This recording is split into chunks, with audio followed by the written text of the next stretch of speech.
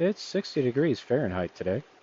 We're going to be recovering the Freon from this vehicle because it needs a compressor, but it's not recommended that we do it when the Freon is this cold. In order to get the most Freon out of this system so I can recharge it correctly, I'm going to have to warm everything up, which means I'm going to have to start the car for about 30 minutes. We got the thermal imager up, and yes, this engine bay is ice cold, 53 degrees. We're changing the compressor today because the AC intermittently stops working. Yes, I know that there's an AC relay. That relay was checked, it is good. What we have is a problem with the compressor clutch. This is a traditional style compressor clutch. We have a magnetic coil. That coil has a measurable resistance. This is a single wire design, which means that it grounds through the chassis. So I clamp here, and I probe here, and I have a reading of 3.3. Here we're set up on the old compressor.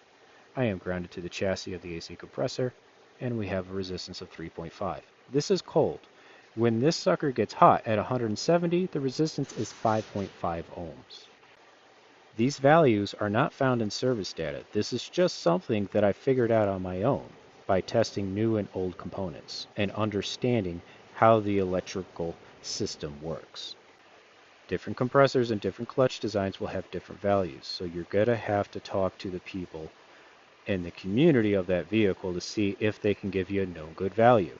Additionally, for these single wire designs, we're not only going to check the resistance from here to the chassis ground of the AC compressor, but we're going to come all the way over here to our main ground on the battery terminal, and we see we have the same value. That's good. This tells me that my engine ground straps are also good, and any other grounds that help come over here are also good. One test can tell me a lot about this system. So we're verifying that the temperatures are good. I always recover Freon hot so that I can get the maximum Freon out of the system and measure it for diagnostics and also prevent a potential overcharge. I want to also note that this compressor does have the dreaded buzzing noise when it engages. That is just internal wear on the compressor assembly, cannot be fixed.